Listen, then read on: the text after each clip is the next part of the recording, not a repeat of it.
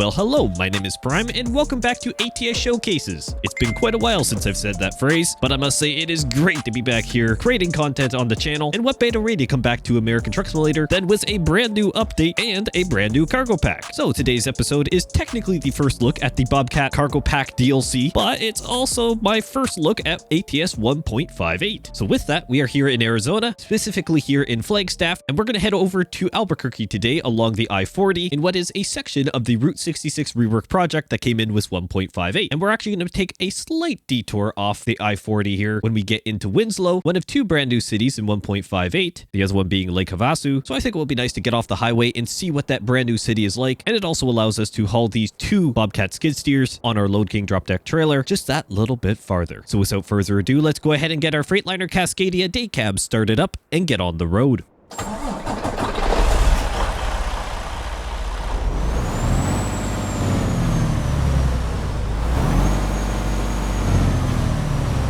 Okay, couple things.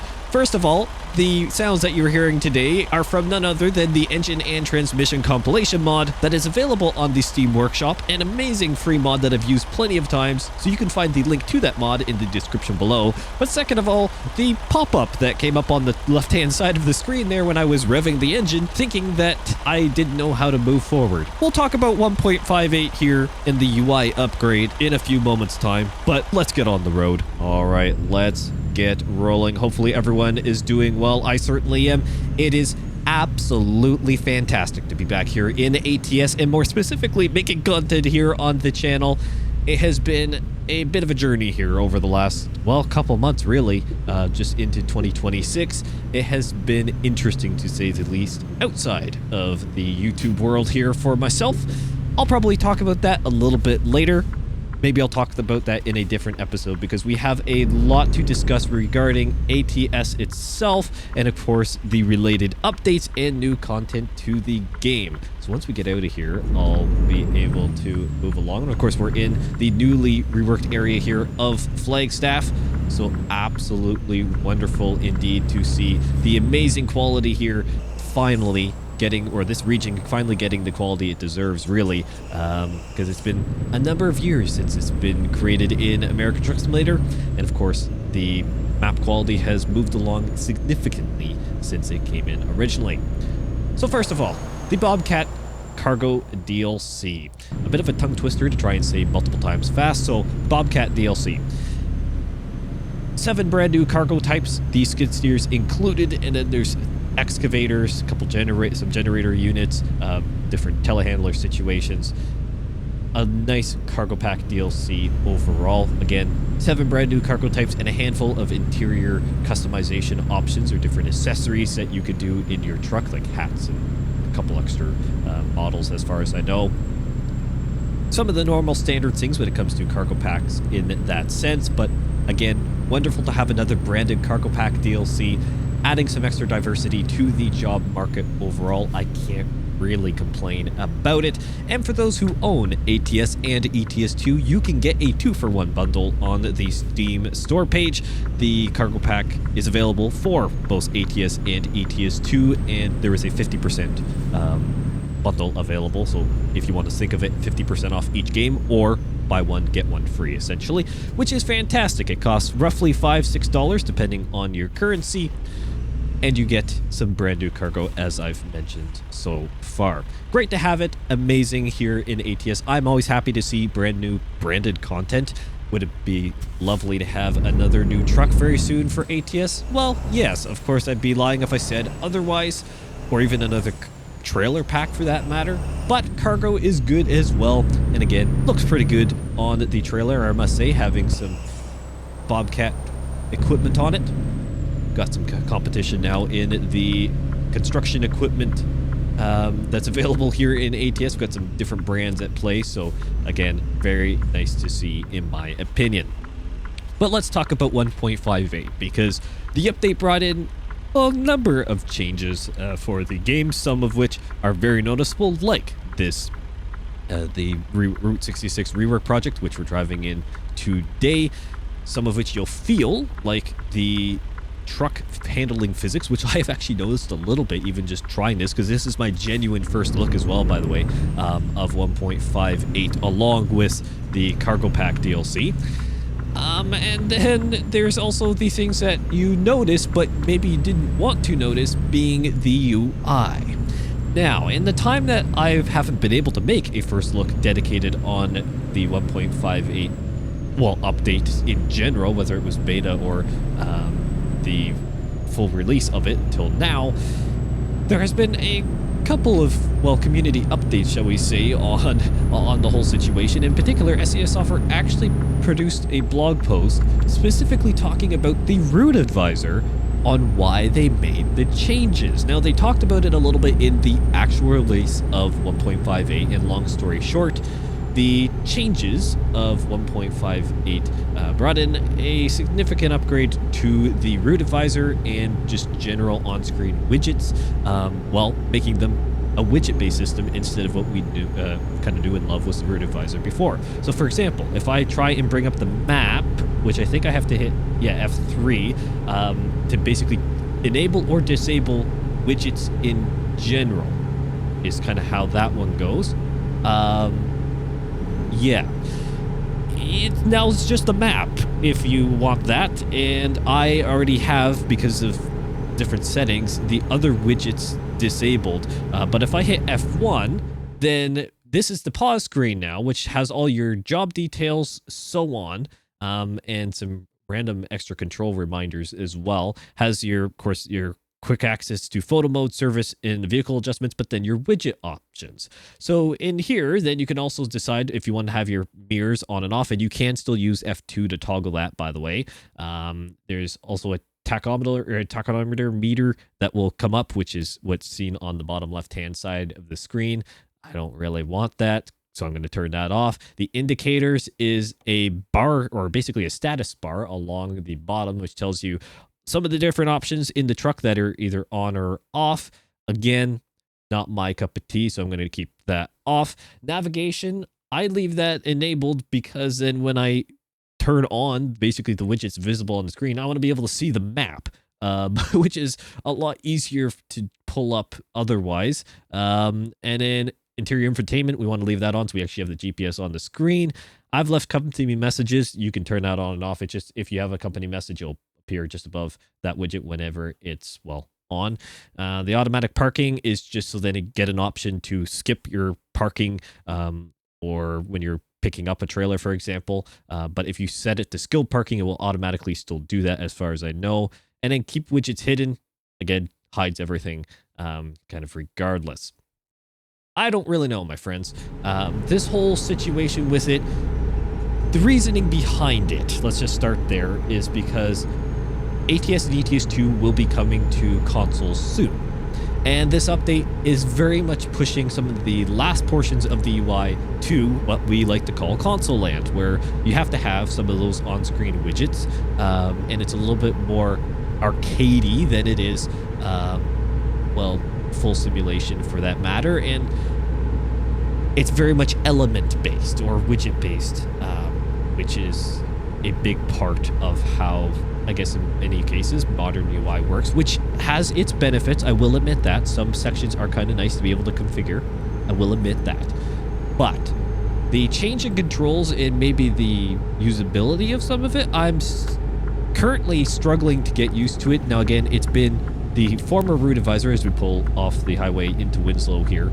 The previous route advisor has been here since day one and just ever so slightly evolved over time, and I get that SE Software is trying to make sure that the games are prepared for new content coming forward, but there comes a point where, especially for a major change like this, why couldn't there have been a legacy or an option in settings to leave the quote-unquote legacy or old route advisor option there?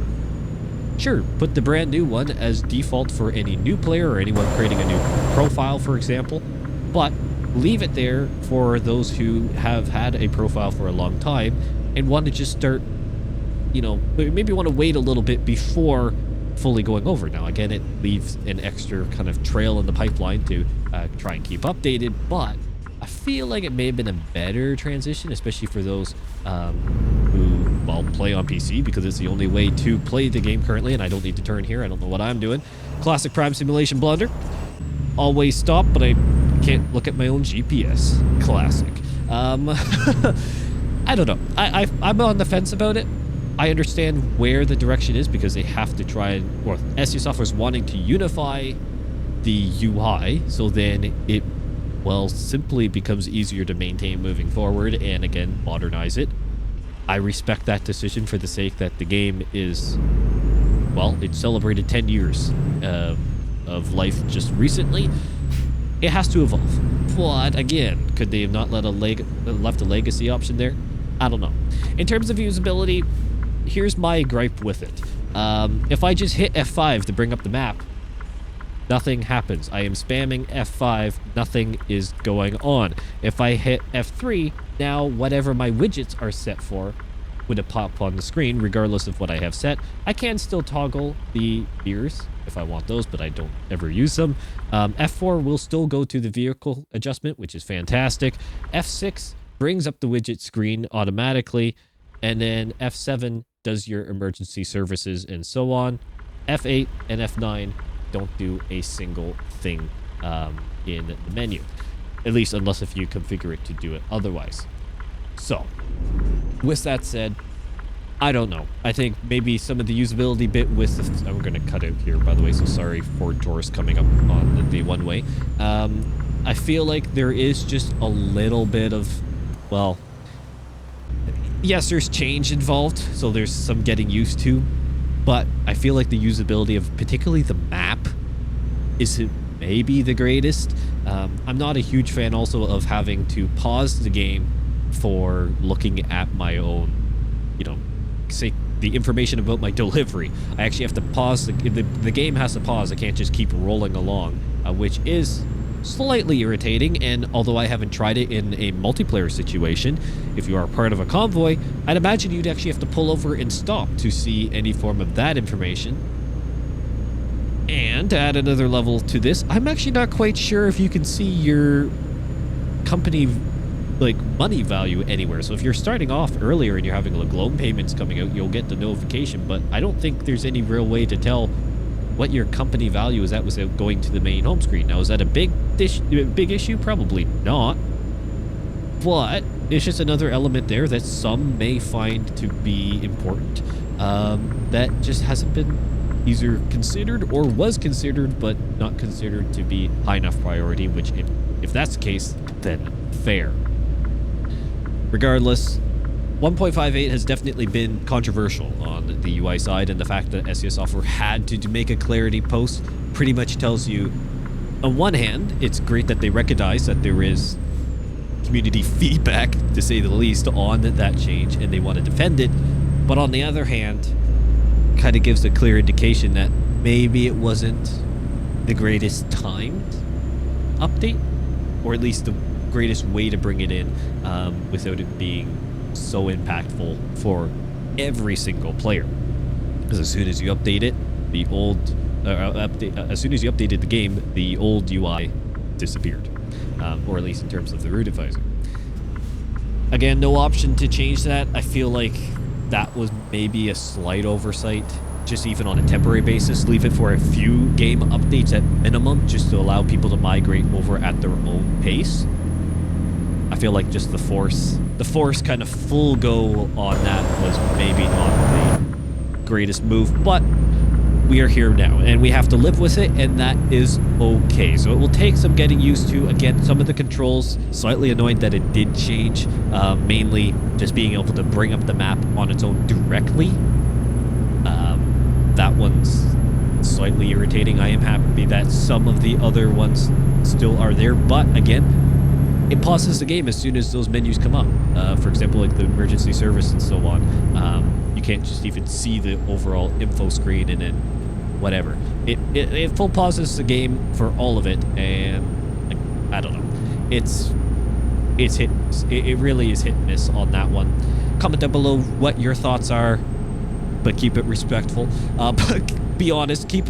What are your thoughts on the UI so far, and your honest thoughts on after giving it a valid try. Although you don't really have a choice, unfortunately. It's just what it is. Let me know what you think. Again, I really do like 1.58 overall. The rework here has been absolutely beautiful, and I'll get back onto that here instead of ranting on about the UI. It's fantastic. The vehicle handling has been what feels to me very good, and definitely an improvement, I would say. But the UI was probably what really tainted the update overall for many, given that it was such a controversial move. Comment down below what you think. I'm honestly on the fence about it. I'm not overly happy with, per se, the way that it was done, just in terms of the flow. The flow really changed instead of just the look and the modular aspect of it. The flow of actually using a lot of those elements changed in a way that I don't feel is maybe the most streamlined. But I also understand SEO software trying to limit the amount of overhead in the UI and moving forward, keeping things a little bit more streamlined, so then when consoles come out, they're working on one version of the game, well, one aligned versions of the game instead of having a full PC stream and console stream that has different user interface elements and stylistic designs. I understand it, may not fully like it, but you know what? It is what it is. Alright, let's talk about the Route 66 rework project, because it is beautiful, my friends. So far as we've been driving through, of course I ranted through most of Winslow, but it is a wonderful thing to see, finally having this area of Arizona, the, well, northern section of Arizona at least, and then into New Mexico, at least a portion of it, be fully reworked. Is it the full state? No, unfortunately not. It is just the I-40 corridor / historic Route 66 sections and the surrounding areas, quote unquote, which for those who looked at the map at the beginning, you will notice kind of the significant area that did get reworked, especially in Arizona, but the southern section more towards Phoenix did not get touched at all. But it was a ground up rework, regardless of the fact that it wasn't the full state of Arizona nor New Mexico. The entire region got rebuilt from the ground up, all the different cities, the road networks, etc. The details here look absolutely stunning. Driving across the more desert landscape here, it's wonderful to see.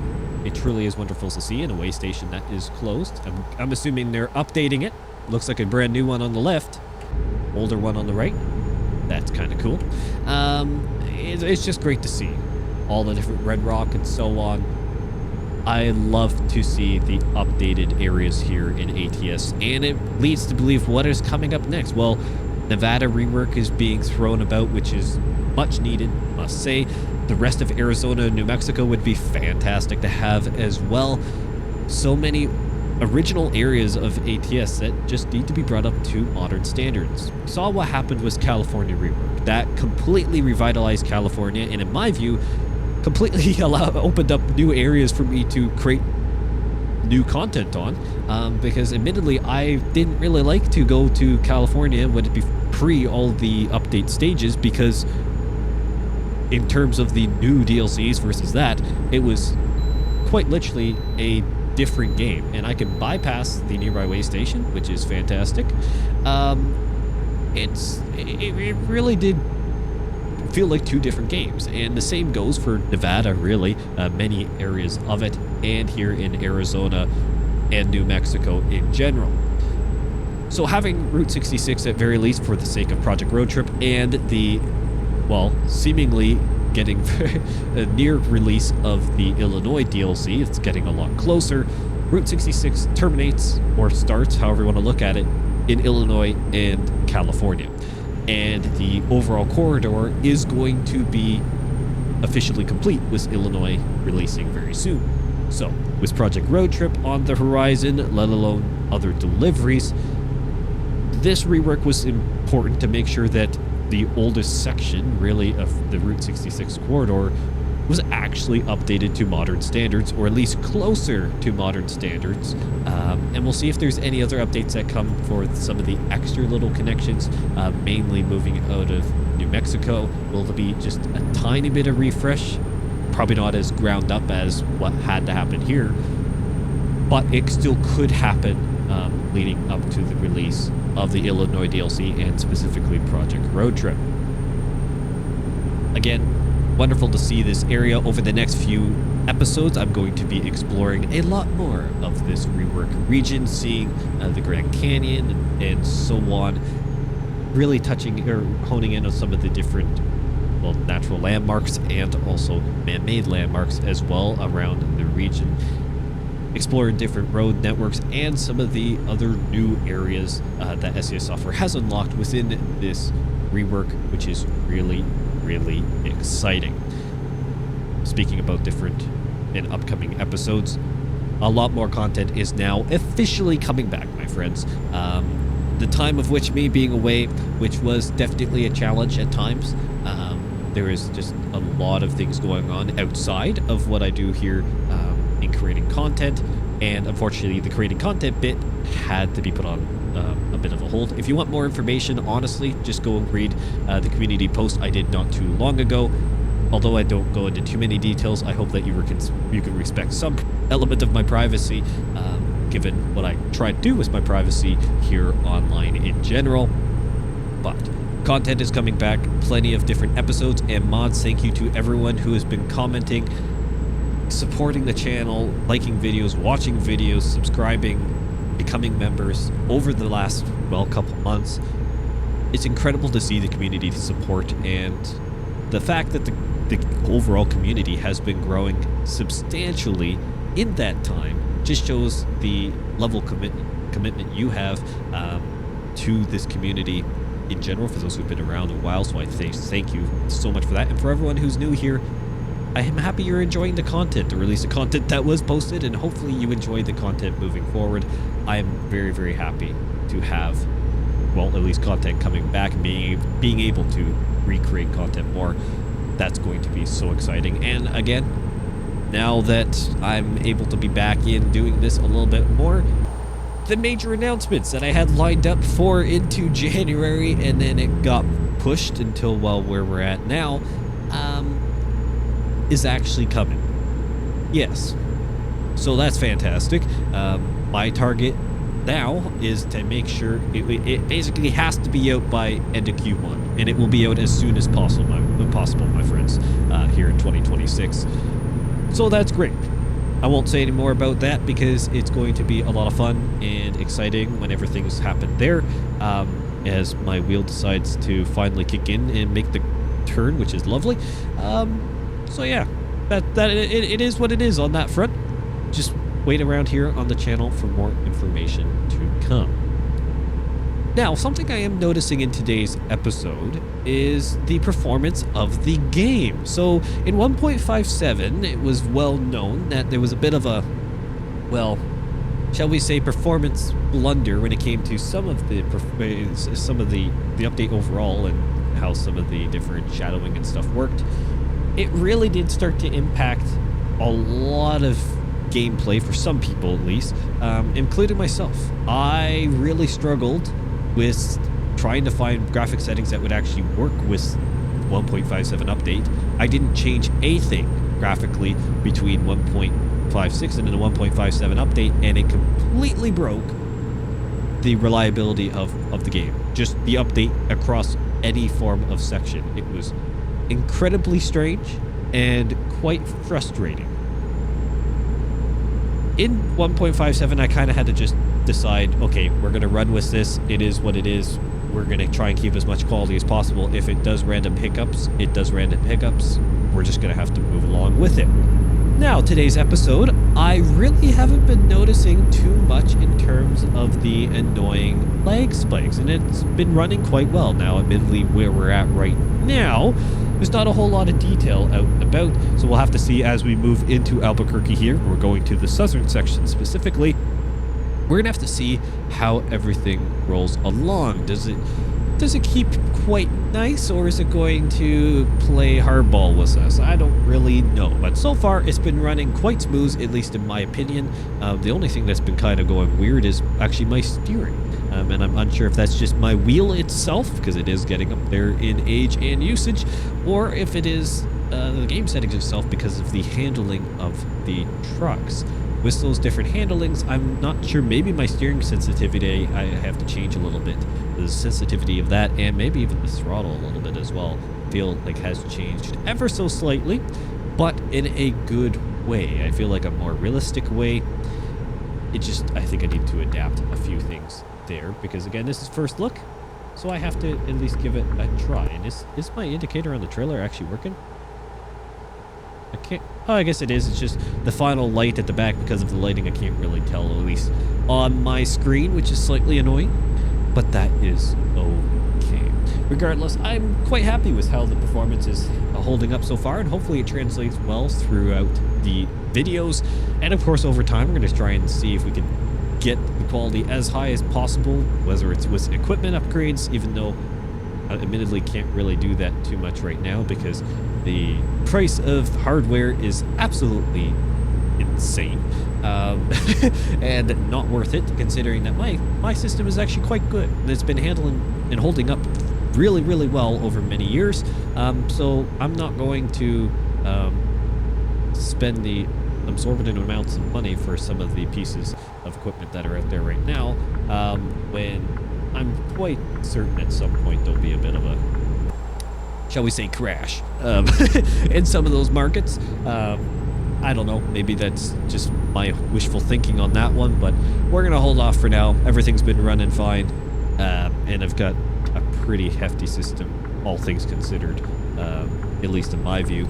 I'm gonna actually update the PC parts list, but that's again part of some other updates that have been happening on the administrative side. So yeah, keep an eye out for that, my friends. But either way, ATS has been running pretty good. You don't need anything too crazy to run the game. Obviously, with my setup, the big factor is that I create content, and recording a video adds a lot of load to the game, and that can potentially add a factor to the sake of, well, the performance and the stability of the game as well. And we got to get over one more time here. Figure out all the lanes. Cut off a car in front of us back there. Sorry. Didn't mean to do that, but trying to figure out the lane magic here in Albuquerque, an area known for insane road layouts and interchanges. I don't know. I feel like if you're not going to be recording, you can really get away with a fairly streamlined system, honestly, for ATS and ETS2. But I have to run something a little bit heavier to make sure that I can record and do everything I want to do with a fairly high degree of quality, at least, with the videos, and keep it consistent. But with that, we're here pulling off the highway in Albuquerque. Another wonderful ground up rework, I must say. The difference is staggering, actually, between these areas, which we knew and loved before, but oh my word, they look so good compared to what they were. Even though there's still some weird shadowing stuff that happens every once in a while with textures. I don't know if that's going to be fixed at some point in the future with new game engines or whatever SES software does with the update of their engine. There's still a lot of play. I mean, it's not perfect, right? But look at this detail around here, like in this commercial and industrial park. Absolutely wonderful indeed. And I actually don't really know exactly who we're delivering these skid steers to. The Bobcat, well, just the Bobcats, depends on how you want to refer to them. Looks like it's potentially like Avalanche Steel, I think, maybe. Well, that could be good. They've got, do they have grapple buckets on them? Oh no, they're just they just kind of seem like kind of more normal buckets, but they do have the extra element on them. So we'll have to see. And my indicator is not turning off. Is that doing that for every corner? I don't really know. Maybe I just didn't turn hard enough. Let's see if it turns off this time. Okay, dude. Okay, well, that was just a one-time weirdness then. Whatever. Gotta love you, ATS. Sometimes you just do your own thing. All right. Let's make a left out of here. Snaking our way through this industrial complex, by the way. Oh, we gotta just get out. Yeah, it's very, very torquey, that's for sure, which makes sense. But I think my throttle sensitivity is now a little bit too high, I think, for the new driving dynamics. So I'll have to make that slight change. But that's okay. I'll take it. I can take a slight tweak. I think it was always pretty high anyway, so admittedly, I kind of wanted to make a change soon, so I guess this is the perfect excuse to do it. All right. Final delivery point is up here, and then we'll conclude this episode, or at least see how the UI handles this one. Yeah, avalanche down. Well, there we go. I was correct, based off of the map. And yeah, the handling of the suspension and so on, and the roll, and it has changed quite significantly. But I'm not complaining. Looks and feels quite good. And of course, the rest of the map looks fantastic as well. All right. Where do we have to park this thing? Looks like we have to go maybe up and around over there. So let's swing around this way and figure out where we gotta actually pull in and park. This is a pretty hefty complex in here. Must be all new as well. Lots of what appears to be dynamic, or at least a few dynamic loading and unloading points. Very neat complex. Make sure we don't pop tires over all the scrap metal. And we need to... Are we parking it right by the train? Oh, it's up in here. Well, that's not too bad then. Right up by the back fence. So let's turn this truck and use the... Oh, there's actually a nice little road here, which is going to make our life a lot easier. See if I can do this non-blindside, because I do not like blindside reverses. Not too many people do, which is completely fair. They are kind of annoying, but I gotta try and get close. But okay, now I can really cut this back across. Okay, now I gotta try and straighten this back out. I didn't really use the road to a great degree of effectiveness, but we're gonna get there. Easy goes on the throttle because it is highly sensitive now. Between the quite powerful engine in this day cab and my settings, I think we're I didn't look at my other mirror. I'm sure I hit the tree. Indeed I did, but at least I own this trailer, so that's my bad. That's my bad. Okay, let's come back this way and try and keep it to this side.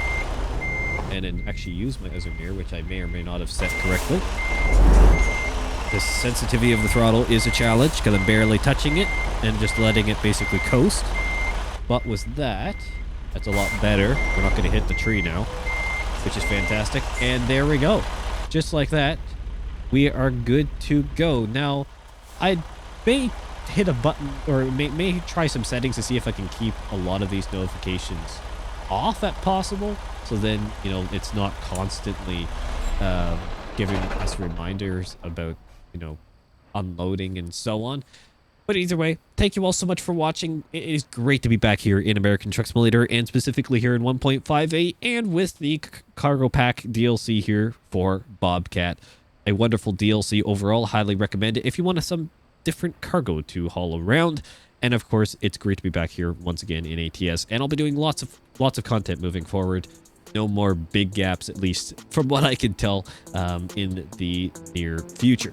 Thank you all so much for watching, and I will see you in the next one.